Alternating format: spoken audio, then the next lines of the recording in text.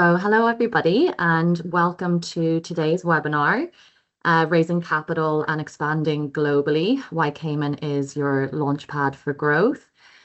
Just a quick kind of intro on myself. I am Isabel Ford. I'm the head of global mobility here at Cayman Enterprise City, and it's a pleasure to be hosting this webinar today.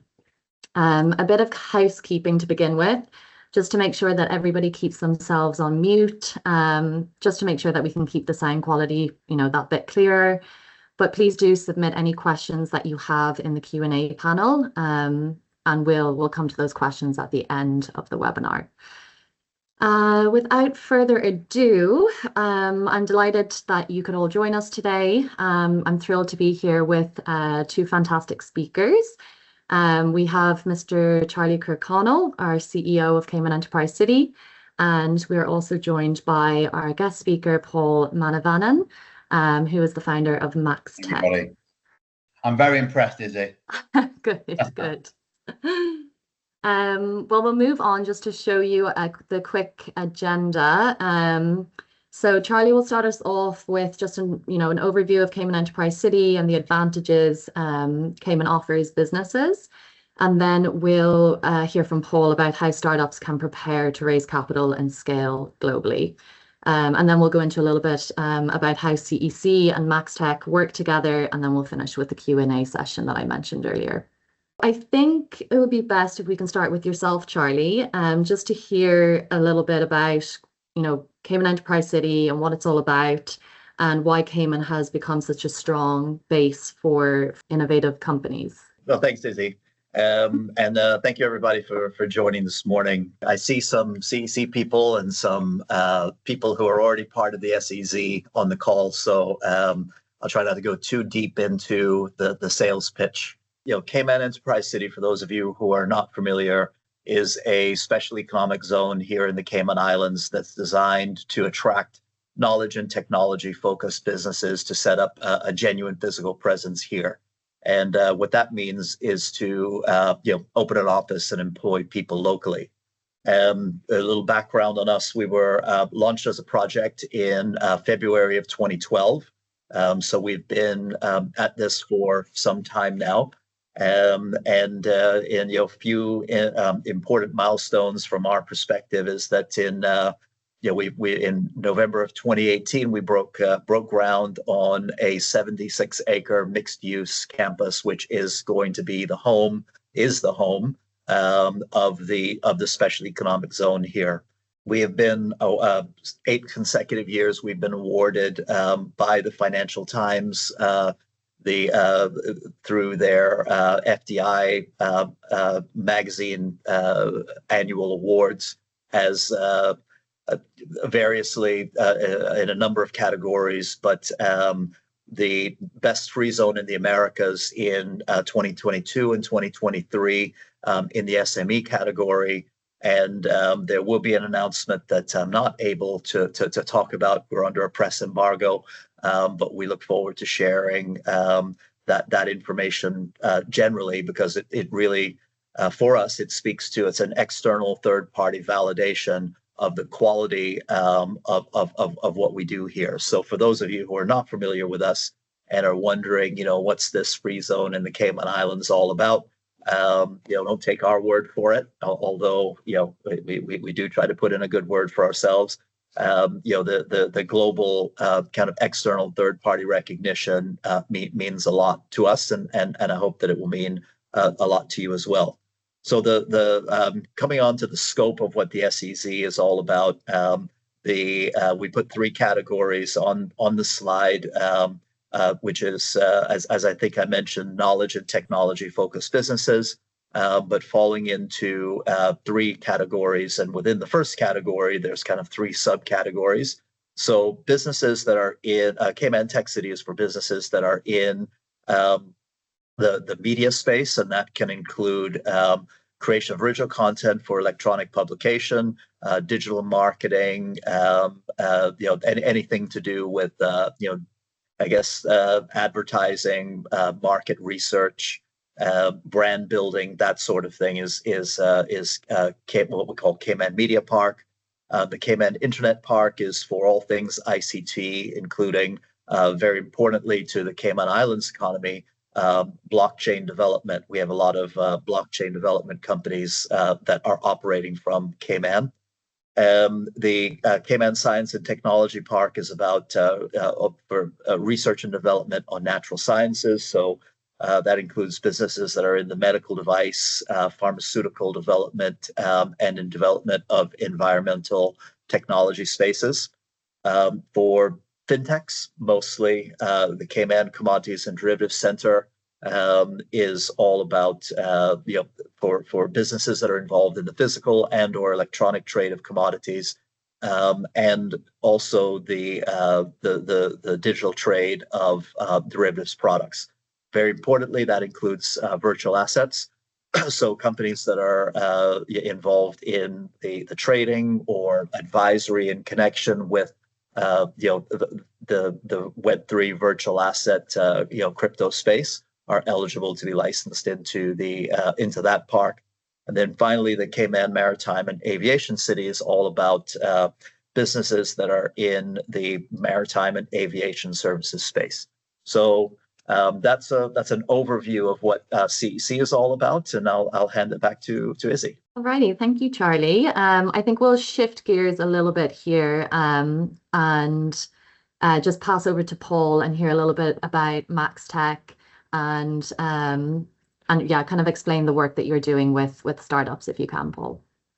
Absolutely, it's lovely to see everybody today. My name is Paul Manivannan. I'm the founder of MacxTech.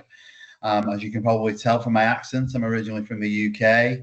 I'm currently in the UK actually, so it's far later in the afternoon here. It's an absolute pleasure to speak with you guys, and I think I wanted to start off with a little bit about kind of the backstory here. So for the past 5 to 6 years now, we've been working in this space. I personally am an exited founder. I'm not a financier or a banker, but I do come at it from the founder's perspective. And during that time, we've been mission driven to reduce the failure rate in 5 years for startup scale ups. And I think when we first began this, it was reported around 63% of startups failed within the first 5 years. I think that's actually increased in the wrong way. I think it's much closer to 85–90% now of them fail. And so over the past 5 years, we've been working really hard on trying to work out why that is, and utilizing the skills and experience that we have. And the way that we do that is essentially an ecosystem play. So we represent a number of investors in the market globally. But we run this from an ecosystem of 3 groups. The first group are the founders, so they're you guys, the people that really matter in all of this, the people who have the dreams and want to move their businesses forwards.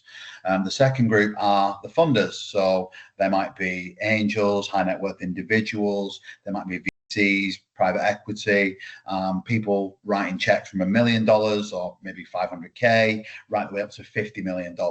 And I'll tell you a little bit more about that later. And the third group are subject matter experts. So what we think is really important to the ecosystem of startup and startup businesses is the access to talent. So how do you make sure that you can get the right people in the business? And we think that fractional is the way to go from that. So we have a huge network of subject matter experts, whether they're fractional CTOs, CMOs, CROs, people from all different backgrounds and different locations who can maybe help clients and add a little bit more value to the project. But the principal focus is all around raising capital, because what we realize is probably the biggest challenge that founders face always comes down to money, right? It comes down to revenue generation and or raising capital to put some fuel on that fire. So the ecosystem is in place. We have these ecosystems, and that means all of those 3 groups on the ground. We have them in North America, primarily in Austin, Texas, Miami, and New York, where I was a couple of weeks ago for Investor Summit. We also have a network and an ecosystem in the UK and Europe, so primarily Germany, France, around those central regions, and in the UK. And the back end of last year, we opened a really interesting network of ecosystem in MENA between Saudi Arabia, Qatar, and Dubai.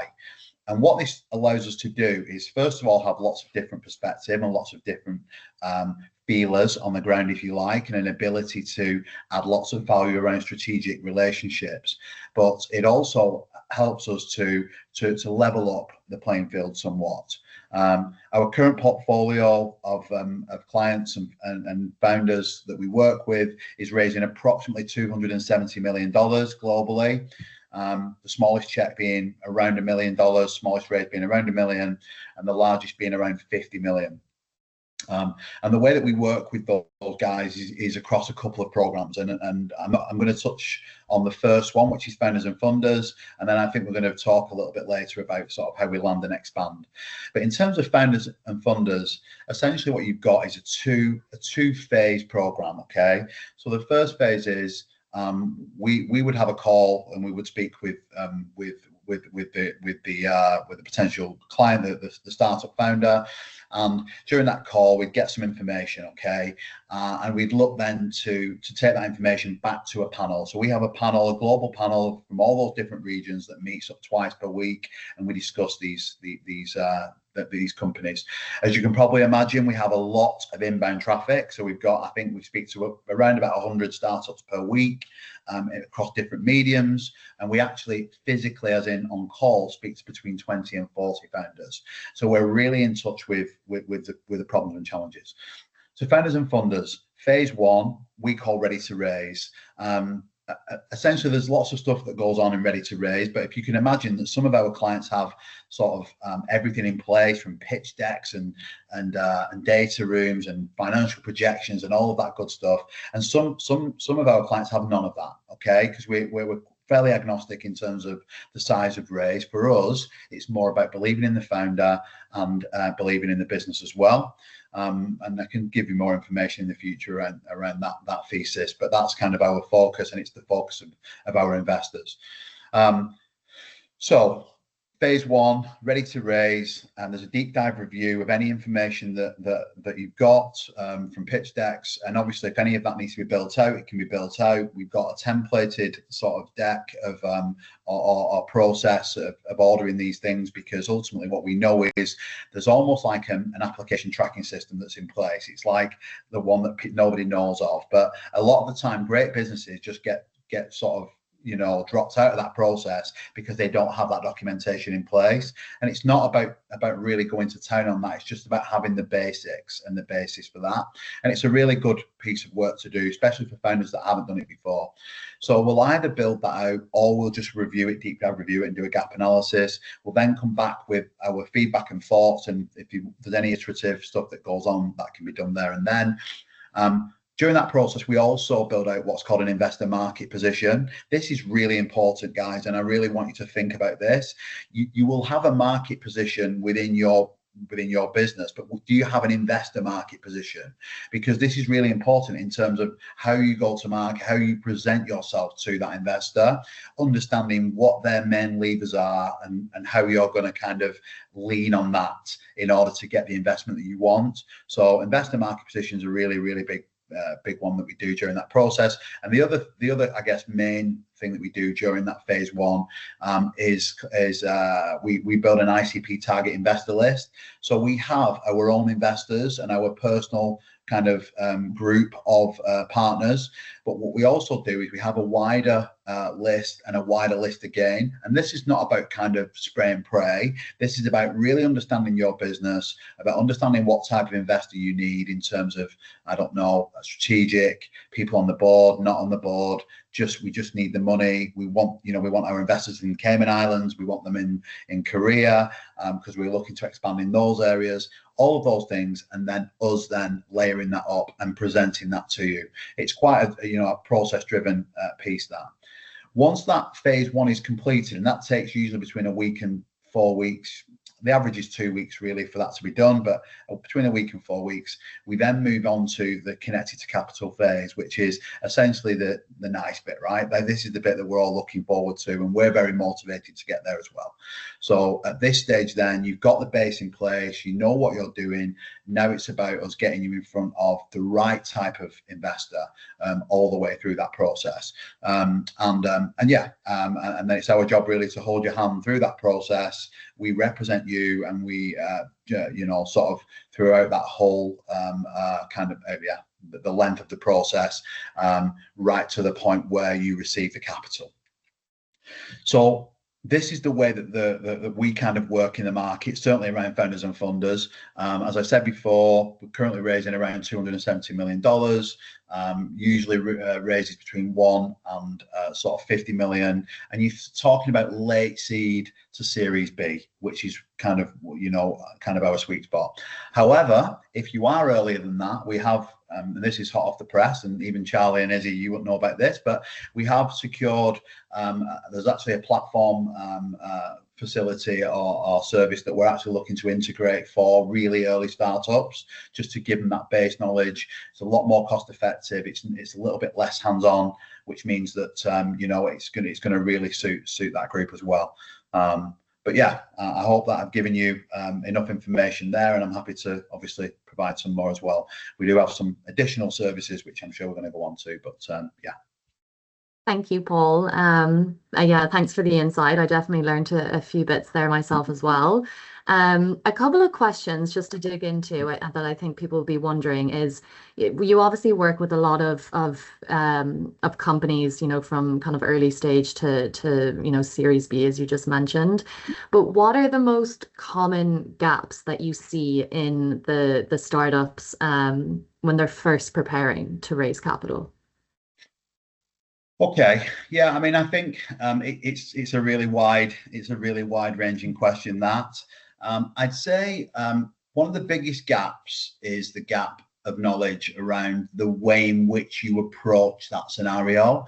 So what quite often happens is that founders kind of that they're getting on with the day-to-day, they're working really hard in the business, they may think they need some money, but they leave it really, really late, and then they've got 2-4 months left of runway, and it's like, we really need some cash. And at that stage, without trying to kind of boil this down too much, but I like to, you lose that edge in terms of you don't have any with or without you energy. So I think that and I think that it's huge. So you end up going into meetings with investors, and it's very obvious that you're quite desperate for the money, and that immediately turns off the investors in that scenario. So one thing that I would say that's a huge gap is that if you are considering raising, then ensure that you're doing it with plenty of time. Bearing in mind that the global average to raise capital for a founder, for example, is 9 to 12 months, and that's for the ones that actually do raise. That's the global average. We look to do it. We look to get cash in within 6 months. We actually had an amazing result this month where we did it in 26 days. I think that's our record, and we may have got some fortune there, but it is an extremely challenging market, and even for us, we give ourselves 6 months with a client. So ensure that you give yourself the time, and focus on building relationships. So look at which investors you want to attract. Do the necessary due diligence, engage with somebody if you can. If you can't, get on ChatGPT, get on all of the search engines, boil down who you want to speak to, and begin to grow that relationship, right? Because ultimately that's what you're going to need. I would say that's probably the biggest gap, really. In terms of if you're thinking about things like, I don't know, like the documentation, there's some basic documents that you're going to need. You're going to need a business plan. You're going to need financial projections. You're going to need a pitch deck and those things. But honestly, for the businesses that we work with and for our investors, they just get it. I mean, you do need that stuff. You need that stuff to get the investment. But actually, the focus should be more on the authenticity of the business and creating those relationships. All right, brilliant. And on the flip side of that, if we look at the funders, this is just out of my curiosity really as well, is like what are they looking to invest in at the moment? Are you seeing any common trends from their side when, what are they looking for in the pitches? Yeah, that's a really interesting one as well, because I mean, I guess you're probably expecting me to say AI, right? Because AI is the buzzword and the buzz topic at the moment. In terms of AI, of course, I mean, I think was it released only a few weeks ago? I think 70% of every dollar that's been invested in tech in the last 12 months has gone into AI. I don't know how much you can read into that, because I think most tech these days has some level of AI in it. So were they specifically AI businesses, or were they tech businesses with AI? What I would say about AI, for example, and I'm sure there are some founders here who've got business with AI, is the key with any business that's AI centered now is, again, and forgive me for the way that I kind of visualize these things, but if you imagine being in a nightclub or a disco and being stood right next to the speaker, that's your AI VC, right? They have got literally the noise of the world next to them, and everybody's shouting, everybody's screaming, and how do they decipher it? So what I say to people all the time is, if you're in that space, certainly really focus on standing out. You've got to find a way to differentiate yourself in the market. So everything that you can do to prove that differentiation would really work. So AI is definitely a market that you would want to look at, just based purely on the figures. Opposite to that, what's been really interesting for me, Izzy, to see recently, is an uptick in, I would say, traditional businesses that have been improved by tech. So let me say, like, for example, in legal tech, right? So the legal industry is one of the oldest in the modern world, and it's something that's been gone hundreds of years.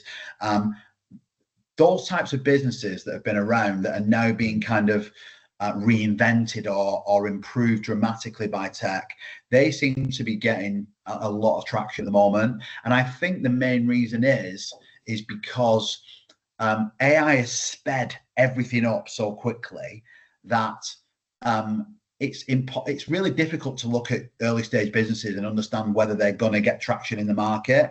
But if it's a business that's been built within one of those services, the go-to-market's already done, because they've been a lawyer for 30 years and they've seen this problem and they've built a platform that fixes the problem. So you're not thinking, so that the investor's not thinking, well, is this a problem that everyone's going to have? Because we know it's the problem that everyone has.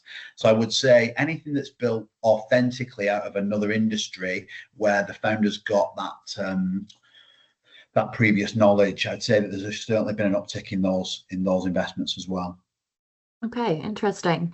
And we focused a lot on raising capital. I want to move into the kind of the expanding globally. And Charlie, I'm going to come back to you in 1 minute. I just want to ask Paul one more question. From your perspective, obviously expansion into new markets for these companies is daunting. It's daunting for anybody. Could you walk us through your land and expand framework and how it supports these companies to scale internationally? Yes, I can do. You'll have to bear with me here, because it's been a while since I've Richard, my business partner, usually kind of leads on land and expand, but don't worry, I'm here. It's fine.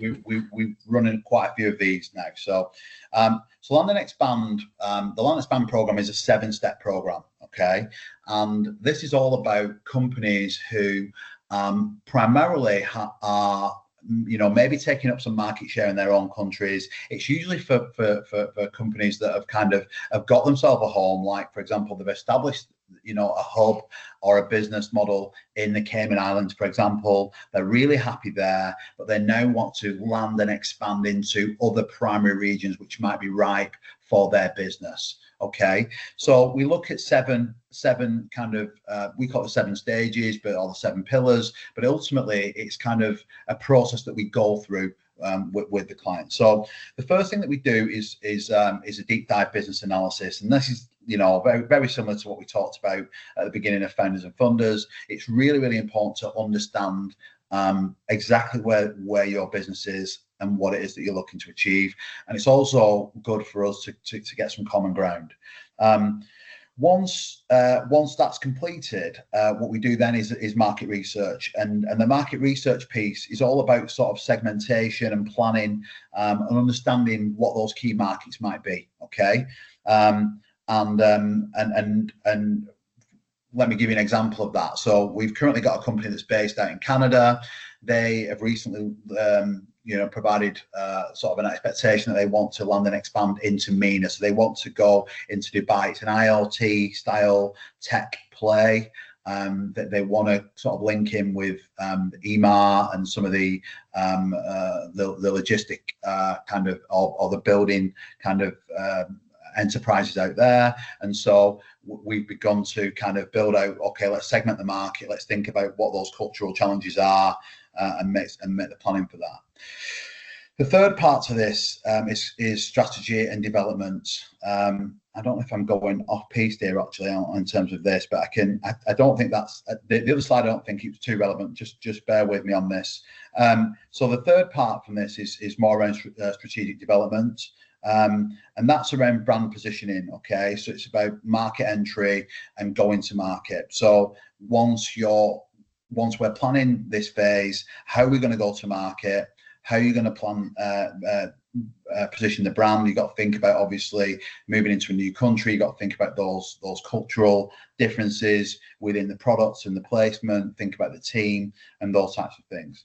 The fourth phase of that is the financial planning bit, and of course we've got to think about cost analysis, financial projections, and obviously raising capital as well. And a lot of the companies that are looking to move into new areas consider, okay, if we're going to move to North America, we're going to probably need a North American investor who's going to kind of help us to push this through. The North American investor is also likely to have maybe have some strategic relationships where they can help with setting up new partnerships and new growth opportunities from a financial perspective. The fifth element of the phase is around legal and compliance, and that's, you've got to think around company formation, regulatory insights, and compliance to the market. You've got to think about if you're going to be in certain states, what are the tax implications there, and how does that affect you legally? How is the company set up, and those types of things. Number 6 is around implementation. So once we've got the base, if you think about the first part of that, it's around strategic planning, market, brand position, finance, legal, all of those kind of those base elements. It's then about implementation. So once then we've done all of that, and we've formed the company, we've got the structure correct, and all of that stuff is done. You then need to start thinking about, okay, who we got on the ground. So one thing that we provide, for example, is we have, as I mentioned before, we've got these ecosystems in North America, in Europe, and in MENA. So we've got people on the ground then who can be working within these markets to try and open up those strategic relationships and partnerships as well. Really, really important, because that's the implementation part of this. And then the final bit really is the feedback loop. So number 7 is all about monitoring and adaptation, and about iteration. So it's about, okay, we've got the base, we're now implementing, we're now growing in this market, and how are we going to feedback the results of that? So what are the KPIs, what we were looking to achieve? Have we achieved it? If we have, then great, but can we iterate this process and make it and refine it and make it better? And they kind of just headline the 7 stages of the process. And I think it is, I mean, we do have some more, I do have some more information. I'm happy to send it out to you just with the 7 stages on, just so people can see them really. And I'm happy to do that, no problems. I think that those, what that does is provides a base. And we've got numerous clients now. One client in particular we've been working with for 5 years. They started off in Germany. They're a security software company. They started off in Germany. We brought them to the UK, went through the 7 stages. We then expanded into the US, into North America, and into Australia. And those guys now, I think they generate around $50 million per year globally. And obviously they're very happy. And we can, bring in lots of other stuff that I haven't mentioned there around like partners with, to maybe find the best talent in the area at the best prices, etc. But it's just a kind of an all-encompassing piece of work that needs to be done. But like I said, I can send you some information and you'll be able to see the steps with or without us. Thank you. And Paul, you mentioned one of your clients that you're helping at the moment to expand into Dubai, which is obviously a free zone with now low taxes. And I just want to give a little plug for Cayman to say that it is the only special economic zone that is in a tax neutral jurisdiction. Amazing. And on that, I want to pass over to Charlie just to talk about why people are choosing the Cayman Islands for business and living, like what's attracting companies here. Sure. Well, I mean, the point that you just made is usually at the top of people's list. The Cayman is a great platform for founders is one way to think of us, including because of the tax neutrality. We've been told by people that have had this experience that they've saved in the range of or in excess of 30%, or they've been able to keep in excess of 30% of the revenue on a successful exit. So for people who that's the strategy, and even for companies that intend to continue to operate, there's significant tax savings. But if your strategy is as a founder to pursue a successful exit at some point, structuring through the Cayman Islands is an excellent idea. And where we come into it, Cayman Enterprise City, is that we make that tax neutrality more accessible from a cost effectiveness and time efficient point of view. The setting up with CEC saves our clients typically in the range of 40 to or in excess of 40% of the normal Cayman Islands setup and operations costs. But it's not just all about saving money and getting set up quickly. I mentioned as a platform for founders. There's a number of really attractive kind of features of Cayman in general and the SEZ. One of them is we're in a East Coast United States time zone, very an hour's flight to Miami. I think it's a 3-hour flight to New York. So also strategically located. So time zone strategically located. And something that's emerging as a significant issue, we understand, is the cost of H-1B visas. So for people who are seeking to locate a team on this side of the world, maybe because they're dealing with North and South American markets, where the U.S. might have been an attractive option before, maybe Cayman is a more attractive option now. Other things that help us to stand out or that differentiate us from our competition. We have in the range of 450 companies at a variety of stages. So startups, scaling up companies, established companies operating from within the SEZ. So there is a critical mass of people who are doing things like you are as a founder. And a kind of a support network and a network of expertise as well, which people find very useful for us to where CEC comes into all of this. We try to bring all of that out. It's not enough for us to just have people on the island. We want people to network. We want people to find ways to work together. So we host over in excess of 150 events per year. Some of them are simple networking opportunities, like we invite everybody to come and have coffee on a Friday morning. Some of them are more formal, panel discussions on topics of particular interest. But the whole idea is to build a vibrant, active community of people who are experts in their space for the benefit of everyone else.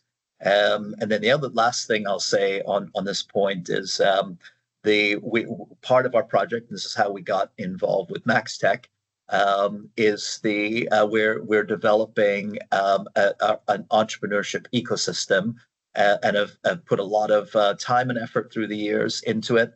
And we have an ideate stage program, we have an incubate stage program, and we also have an accelerate stage program, a nurture program for people who are kind of still working on their idea, but they're not ready to get into a program right now. And now with again, thank you, Paul. We got into a discussion around people who are seeking to scale up, and what assistance they might need in order to go from here to there. Kind of this partnership I think it illustrates the approach that CEC takes to the development of its platform and its entrepreneurial ecosystem, is that we're constantly looking for the weaknesses, for the things that are missing, and adding them. So for a founder that might be thinking, well, is Cayman for me? It's a small little island in the Caribbean. What's really going on there? Just want to send the message that on top of the tax mitigation and the keeping more of your money on a successful exit, the environment here, the community here, is built to support founders, and is continuing to be built out as we go. Thank you, Charlie. And just on that point, I mean, it's clear that CEC and MacxTech complement each other pretty nicely. I think it could be beneficial just to talk about a little bit more in depth of how the collaboration between our teams, CEC and MacxTech, actually works in action for people who are interested. Yeah, I mean, I think from our point of view, so just for those of you that haven't come across myself, feel free to connect with me on LinkedIn. We run a number of these types of collaborative relationships, so in different parts of the world, namely Korea, in Japan, in Egypt. We have similar types of relationships, and we're really excited to work with you guys in the Cayman Islands, and particularly with Charlie and Izzy and the team at the CEC. In terms of the way that we see this, we see it as Charlie alluded to there, as a filling of a void, in terms of there are a number of you guys that are looking for the next stage. Maybe you've grown the business slightly. Maybe you're looking at attracting some external funding. Maybe you're unsure of where to go for that information, and you're unsure of what to do. So what we bring is a wealth of information. So, for example, I have a podcast called Meet the VC, where we do fireside chats with global investors, and you're more than welcome to have a look at that and have a look at some of the episodes and some of the leveling up of information there, which is really, really important. But what we're here to do really is to support you guys. For those of you that are looking for that support in moving forwards, it's about providing you with some knowledge and some information in the first instance, and then if you are looking to execute and get ready to raise, align all of that documentation, and then go to market and meet the right investors, whether they be sort of, like I said before, high net worth individuals, angels, VC. Then we're here to facilitate those relationships and to make those introductions as well. I guess from our point of view, we see ourselves as an extension of the CEC team. That's how we see ourselves, and therefore an extension of your team as well. And we're here because we're on your side in terms of, as I said before, I'm from a founder background. So the whole company here is geared not from the investor point of view, but it's geared actually from your point of view. We have investment partners, and they're really important to us, but they see the value in what we do as well, because we're able to provide that leveling up. We've got the warm relationships within those networks. And what our job is to do is to understand our clients and the people that we work with to find that level, so that you guys get to meet, right? And then it's over to you guys to pull it over, and we'll be there every step of the way. Yeah, the only thing I would add to that is that as far as how we work together, either contact CEC or whoever you know at CEC and ask for an introduction, or reach out to Paul and his team directly. Our role here is to make people aware of this program, and make introductions where requested. Well, if neither of you have any more comments to make, I might jump into the Q&A, if that's all right. Yeah. So please keep sending them through, audience, if you have any burning questions. I have a few that have been sent to us via email beforehand, so I'll pick out a couple of those. Alrighty, so where are we going here? Oh, this is a good one. Okay, so what advice would you give to founders who want to raise capital without compromising the ethos of their company? Paul, that one's for you. Okay, so I think it's really important that you understand exactly what it is that you do, and I would say that if you're doing the right amount of due diligence and the right amount of research on the investors, you can find like all of the information that you need. If, for example, your business is entrenched in, I don't know, sustainability, and you see, that this investor has kind of, I don't know, there's maybe been a report that they were against that particular movement, you're going to be able to see that straight off the bat. But I also think that there's an element of, don't be too wedded. I mean, obviously, you're always going to be entrenched in the morals and the moral high ground of the business and the culture, but don't be too wedded to the idea, because the other thing that is really, really clear in this market is that investors, they want somebody who's culturally strong and focused on what they want in terms of those important bits, but they also want founders who are open to change, who've got the ability to pivot, because what we realize is that actually the chances of the first iteration of this business actually working are actually relatively low. And it's the same for everybody. So sometimes it's about kind of knowing what's really important and obviously always sticking to your guns with that, but then also being open to change around that. I have two questions that actually complement each other here. I see Karsten wrote in, thank you, Karsten, asking if you, Paul, work with public companies.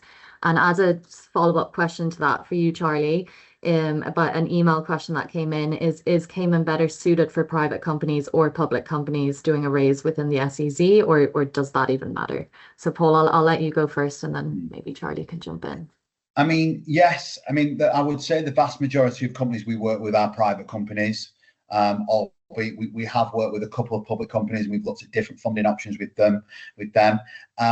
Legally and logistically, there isn't a great deal of difference. I mean, there are obviously differences, but it doesn't really change the process in terms of the way you go to market and the way it's just a different market that you're going to go down, the different types of investors.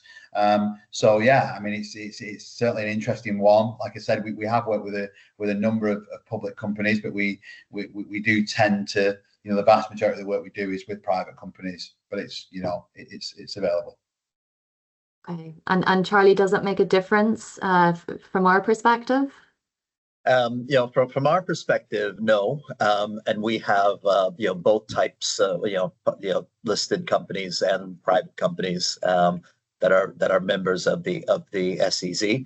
I think the concerns that or the issues that people it's usually from the onshore side. So if I so to speak, where the decision gets made on whether the entity can be a Cayman Islands company or whether it needs to be an onshore company.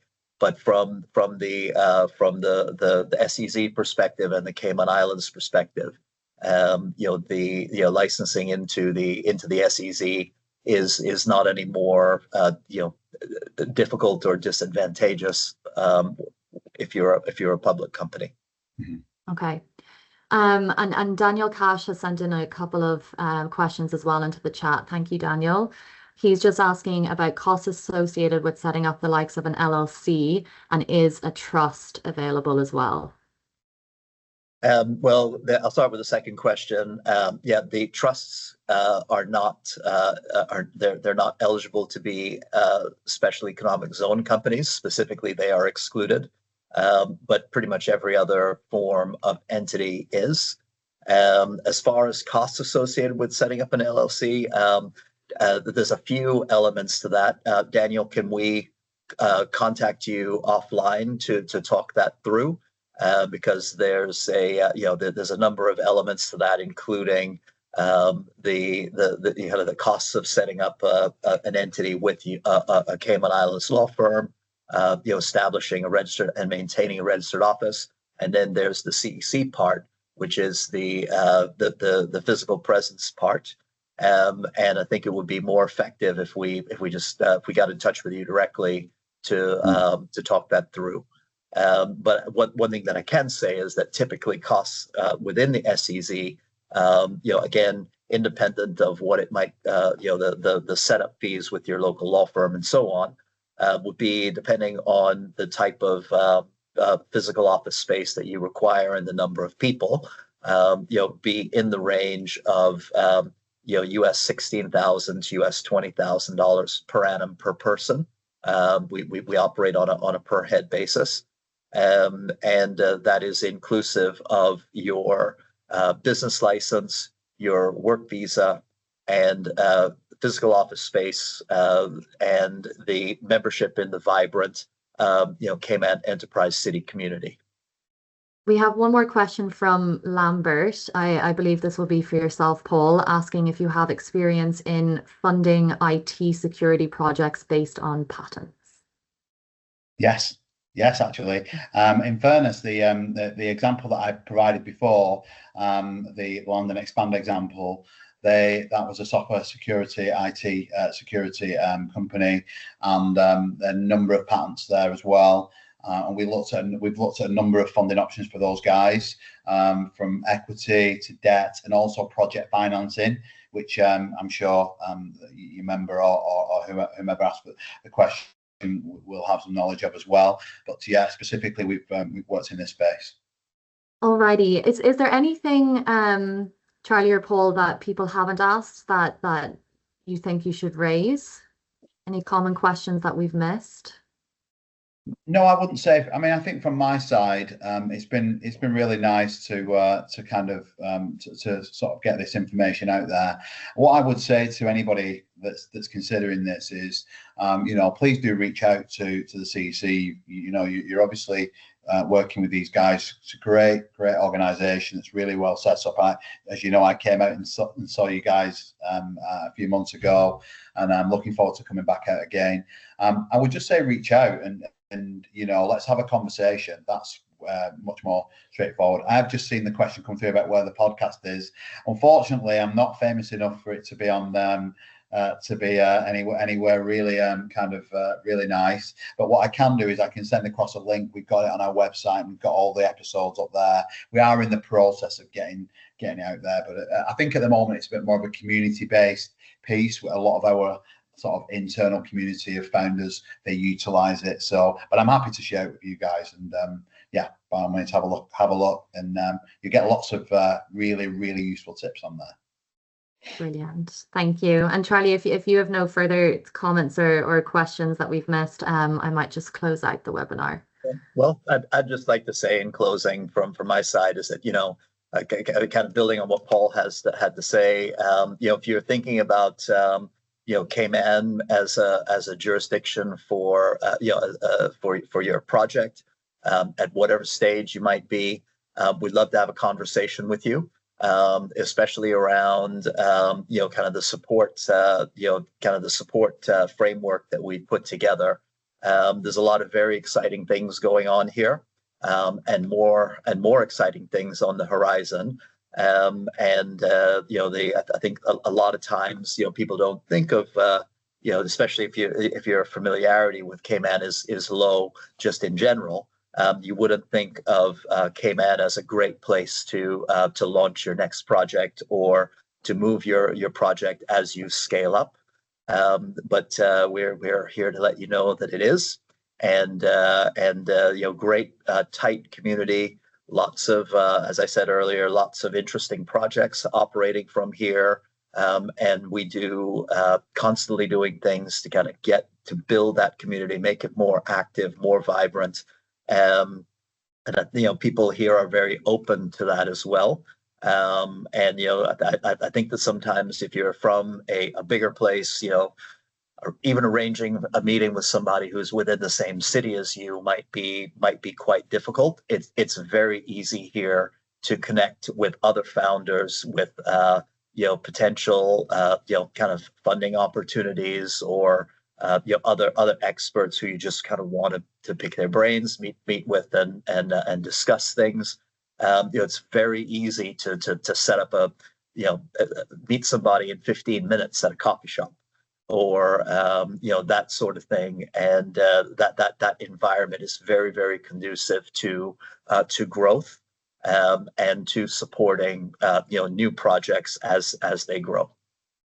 That's it. Thank you, Charlie, and thank you, Paul, for all of your fantastic insights today, and thank you to everybody who joined us also. To wrap up, I'll just leave you with one line that captures what we've discussed today, which is on your screen: reduce your taxes, protect your IP, grow your business, and live in paradise. So if you'd like to learn any more or have a deeper conversation with myself or Paul, feel free to reach out to us via LinkedIn or to our email addresses. Thanks again for being with us today, and we look forward to connecting with you soon. And have a nice day, everyone. Thanks, guys. Thank you, everyone.